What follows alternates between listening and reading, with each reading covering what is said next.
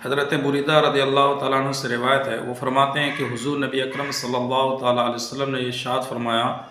کہ بے شک ضرور میں نے تمہیں قبر کی زیارت کرنے سے منع فرمایا تھا،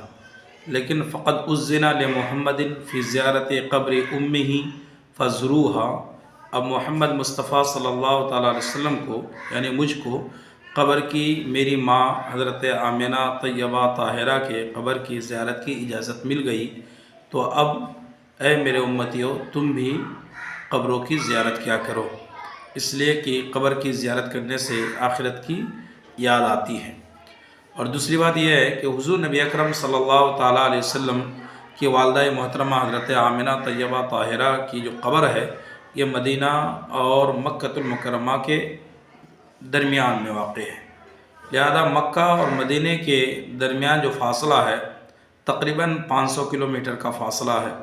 حضور صلی اللہ تعالیٰ علیہ وسلم اگر مکہ شریف میں رہتے تو آپ 250 کلومیٹر کا فاصلہ طے کر کے اپنی ماں کی قبر پہ آیا کرتے تھے، اور اگر مدینہ میں رہا کرتے تھے تو 250 کلومیٹر کا فاصلہ طے کر کے یعنی ماں کی قبر پہ آیا کرتے تھے۔ لہذا اس عمل سے اور حضور صلی اللہ تعالیٰ علیہ وسلم کی حدیث پاک کی روشنی سے یہ پتہ چلتا ہے کہ قبرستان کی زیارت کرنا اور قبر پر جانا یہ باعث برکت ہے، مصطفیٰ جان رحمت صلی اللہ تعالیٰ علیہ وسلم کی سنت ہے۔ ہر مومن اور خوش عقیدہ سنی مسلمان اسے خوشی سے کرتے ہیں، اور ساتھ ہی ساتھ حضور صلی اللہ تعالیٰ علیہ وسلم کے اس سنت پر عمل کرتے ہوئے نظر آتے ہیں۔ السلام علیکم ورحمۃ اللہ وبرکاتہ۔